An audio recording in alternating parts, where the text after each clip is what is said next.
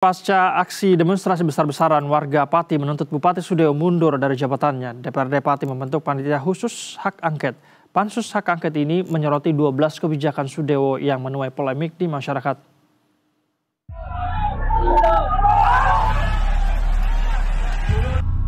Rabu, 13 Agustus 2025, aksi unjuk rasa besar-besaran terjadi di depan kantor Bupati Pati, Jawa Tengah. Lebih dari 50.000 massa mengepung kantor Bupati Pati menuntut Bupati Sudewo mundur dari jabatannya. Di tengah aksi unjuk rasa yang menimbulkan kericuhan, DPRD Kabupaten Pati menggelar rapat membahas hak angket untuk memakzulkan Bupati Pati Sudewo. Sehari setelah aksi unjuk rasa Kamis 14 Agustus 2025, panitia khusus hak angket menggelar rapat membahas sejumlah tuntutan warga. Dari 22 tuntutan warga yang berunjuk rasa, Pansus merangkum 12 kebijakan Bupati Sudewo yang menuai polemik. Kebijakan-kebijakan itu diantaranya kebijakan kenaikan tarif PBB P2 hingga 250% yang memicu aksi unjuk rasa besar-besaran.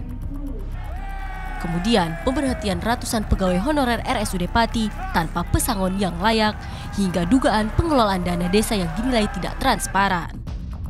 Pansus hak angket juga menyoroti pola komunikasi antara Bupati Sudewo dan DPRD Kabupaten Pati yang tidak berjalan luas, termasuk soal kenaikan tarif PBB P2, di mana DPRD Kabupaten Pati menyebut tidak ada komunikasi dari Sudewo terkait kebijakan ini.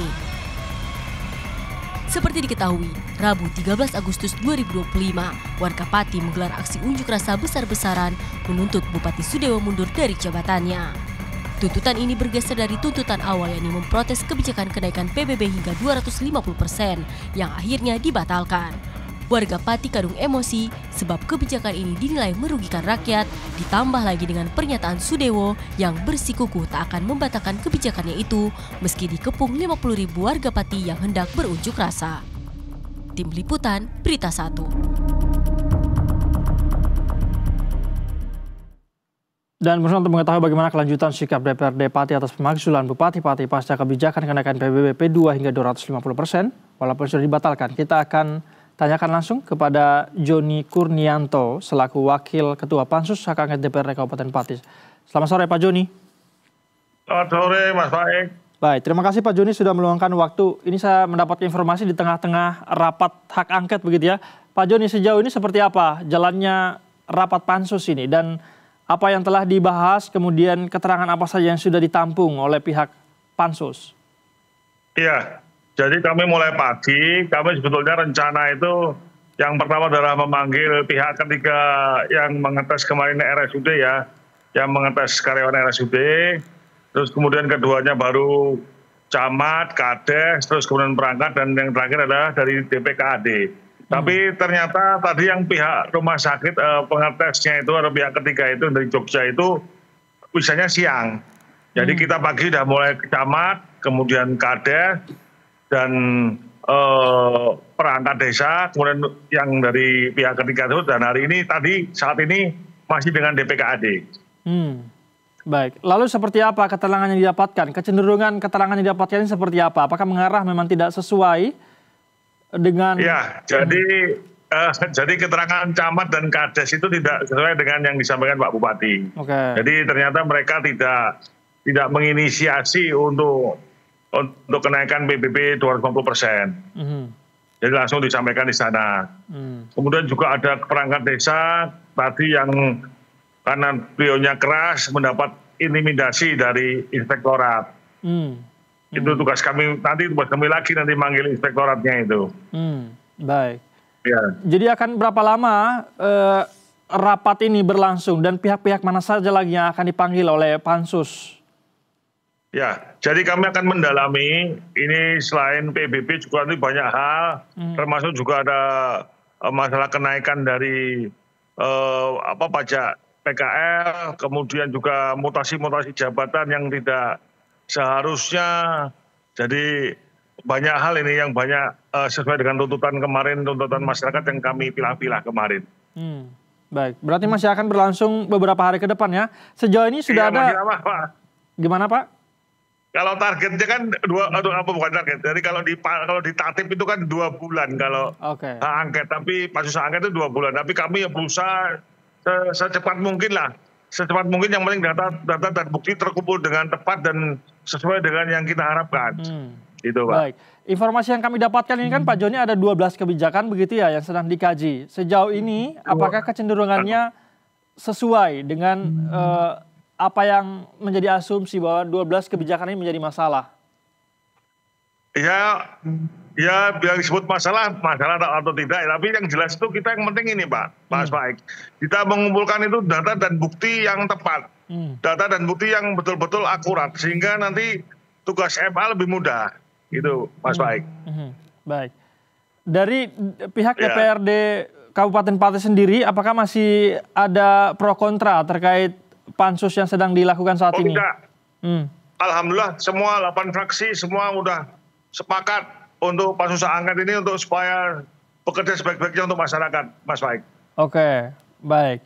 Dalam waktu 2 bulan begitu ya, jika ternyata terbukti, artinya semua fraksi parpol setuju dengan konsekuensi dari hasil hak angket ini adalah pemakzulan, begitu ya? Siap, ya. Tapi nggak sampai 2 bulan, insya Allah nggak sampai 2 bulan, kelamaan Mas Faik. Jangan sampai 2 bulan. Baik. Insya Allah kerja keras kita, maraton terus ini. Baik. Apakah Pansus juga sempat mengundang atau mungkin sudah mengundang pihak Bupati Sudewo? Belum. Karena infonya dari Pak Wakil Gubernur Jawa Tengah kemarin, Pak Bupati kan sakit ya. Jadi kita belum mengarah ke sana. Ini masih dalam internal OPD di bawahnya. Baik, tapi rencananya tetap akan dipanggil untuk diminta keterangan, begitu ya? Bisa jadi Mas Baik, bisa jadi.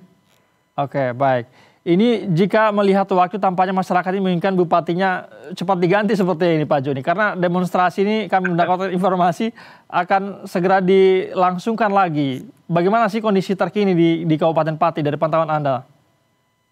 Ya, ini tadi pagi itu ada posko dari relawan yang mendemo kemarin membuka posko di DPRD untuk ngawal kita.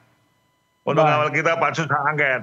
Jadi ini nanti ada lagi beberapa, karena saya dengar tadi lewat WA mereka kirim pesan begitu ya. Saya bilang monggo lah, tapi jangan jangan anarkis, jangan ribut-ribut lah. Yang penting ini kita nih betul-betul kerja keras ini, anggota dewan ini di Panda khusus hak angket ini kerja keras betul. Untuk memperoleh data bukti yang betul-betul kita inginkan untuk sehingga data di MA itu akurat. Baik.